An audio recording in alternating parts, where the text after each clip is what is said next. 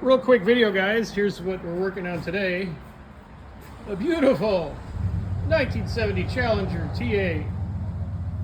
That is an absolutely just dynamite gorgeous car. All right, so let me give you the walk around in this beautiful 1970 Dodge Challenger TA 346 pack. Now it is dusty because it's a very nice car and we're not going to clean it. But here you go. And this is kind of, I'm going to give you a walk around of the whole car, but this is kind of after we've done the repairs. The repairs, you'll see this in this video here. Basically, it was cylinder heads and carburetor rebuilds and the whatnots and some prettying up. But this car is absolutely beautiful. Like a full, like actually done well restoration. And the restoration was done actually about 20 years ago, if you believe it. But this thing is just absolutely pin perfect. I'm going to say it multiple times, but probably the nicest car I've worked on in a long time. Full dash restore, full interior restore, 4-speed, pistol grip shifter, all the right pedals on the floor.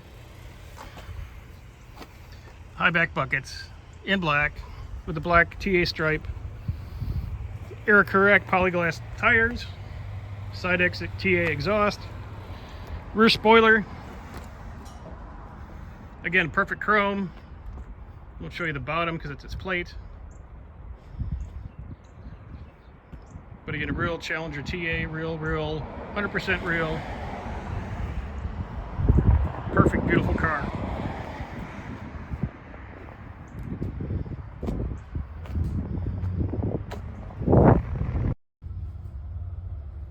Now, if you've never seen a close to as you can get factory correct 6-pack setup for a small block Mopar, well, here you go.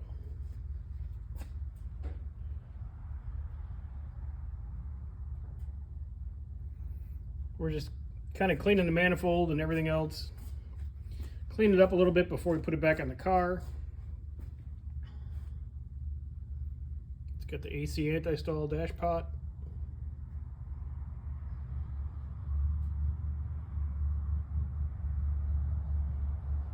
The 3 Hollies.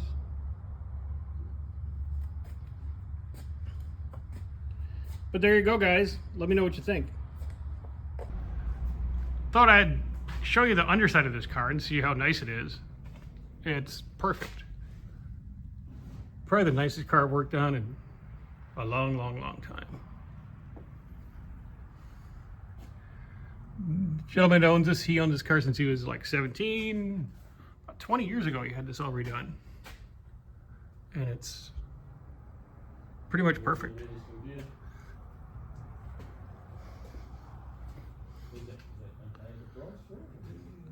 And you can see, besides a little, it's a little bit dirty, all the paint shinier on the bottom of this car than most people have on top. And it has the cool side exit exhaust, where the exhaust goes in the front of the muffler and also comes back out the front of the muffler and to the side. This is a original 346 pack car with the good heads and the drive power and on and on and on. But you can see where when this was restored, it was restored 100% factory. All the markings, all the cool stuff. Like I said, probably the nicest car I've worked on in a long time. It was a pleasure putting this one back together.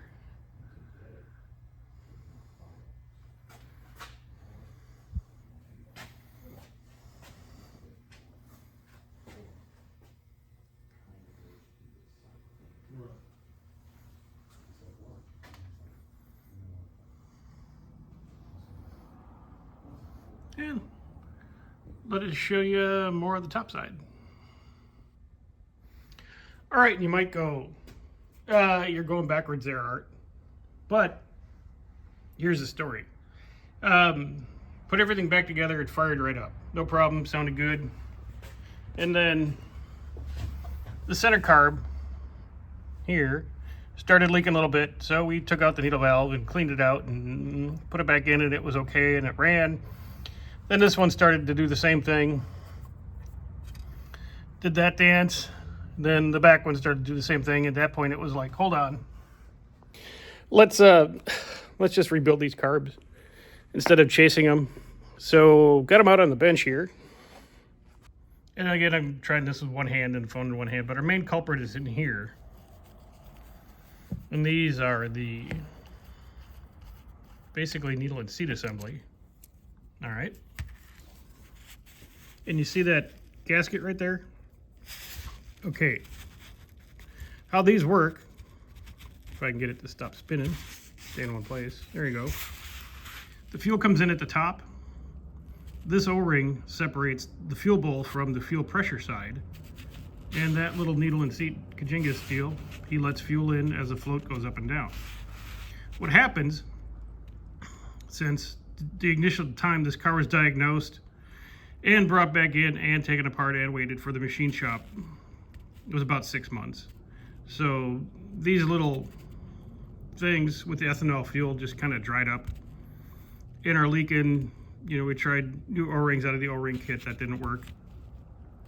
So ordered 3 rebuild kits, you know, kind of 6-pack specific rebuild kits, since the front and back carbs are vacuum actuated, and the middle one's just like a regular, you know, Holley 500 2-barrel. So let's get all these carbs apart. We'll get them clean. We'll get some new parts on, reassemble the car again, and then hopefully give you a little bit more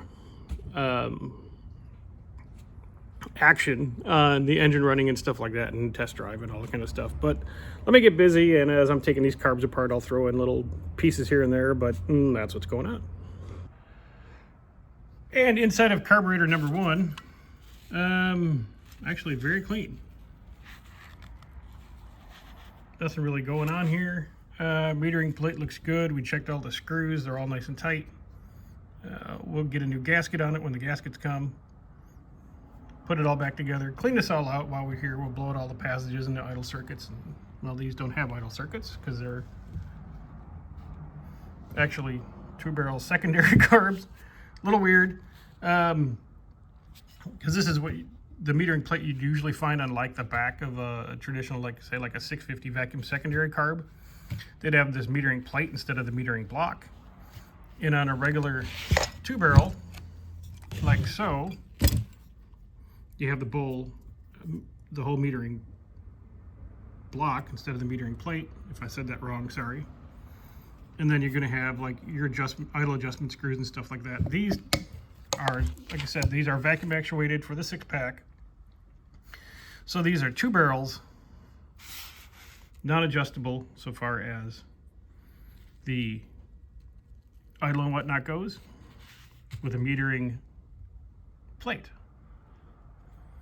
if that makes sense. So, like I said, let me get these cleaned up and then we'll keep going. And for those who wanted to know, behind that metering plate, which looks like a transformer face, this sits on here, okay? And the metering plate just connects the different orifices internally, air bleeds and fuel bleeds and all that stuff, with this one simple little plate. And then what we go in is we go in and we, if we could focus, we go in and clean all these bleeds out, all these air bleed holes.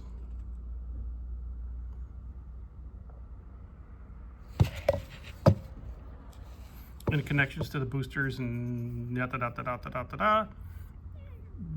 general, a good cleaning and stuff like that. We'll check out the base plate, replace that. And then that's it. These little secondary carbs on the 6-pack are actually a pretty simple dude to rebuild. Not much to them. Just make sure you get everything good and clean, and she'll work like new.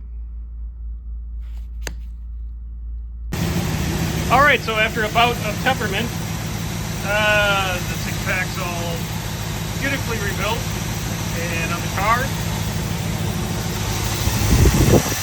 Everybody's nice and dry, idling nice and smooth. smooth.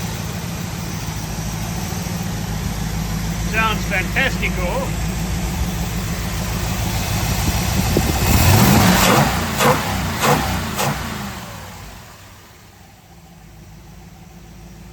Running beautifully.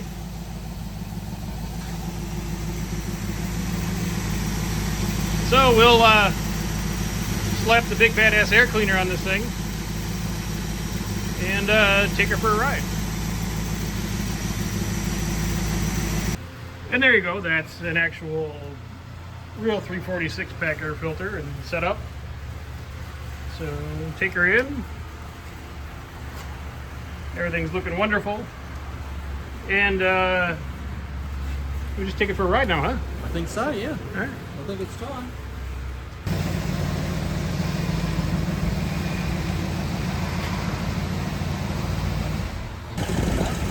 Yeah, give us a little rev.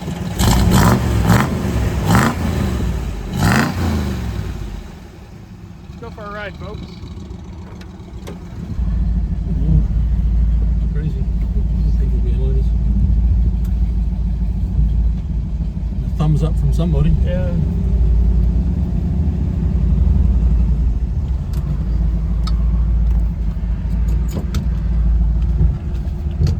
Pistol grip.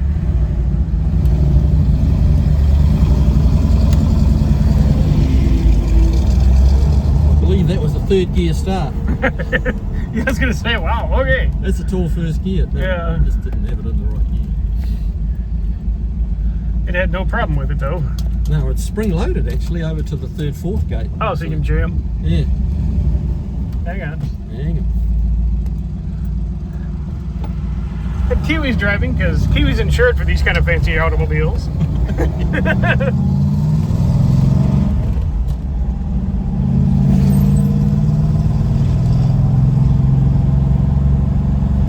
Yeah, as much fun as it is to drive something like this, it's also quite nerve-wracking. Yeah. They're just so rare that, you know, the insurance or not, insurance doesn't cover the loss. No. If that makes sense, you know, like the loss of this, something bad happened to it, even just someone pulling out in front of you. Right, and then you're like, oh, I destroyed it. Yeah, Perfect car. But imagine having to ring, you know, that phone call. Oh yeah. Sorry about it. Hey, good news, car's done. However, Yeah, there was a squirrel. So, Oh, how appropriate! Give this guy a little rabbit tease.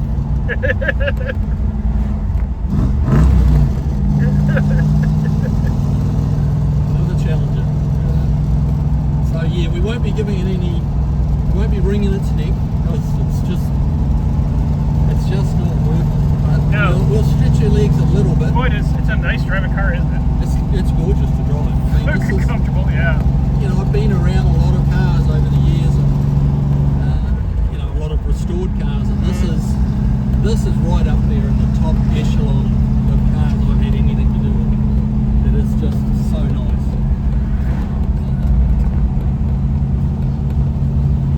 Does track a little with those polyglass tyres. Yeah, you're not used to driving bi-splies. Yeah.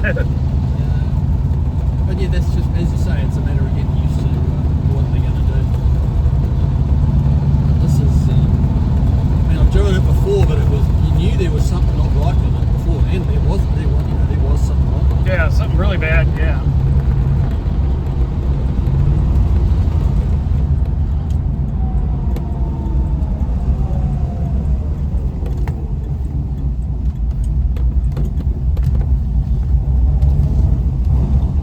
First gear, yeah.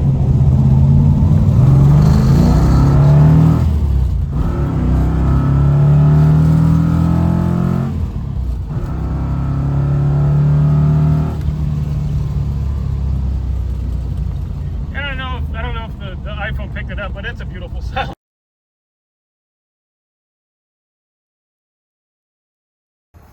Okay, and that's going to be it for today, guys. But again, beautiful car. Thanks to the owner for letting us actually work on it and get to take it for a ride. Kudos to that gentleman. And then thanks for watching. And we'll talk to you later. Thanks.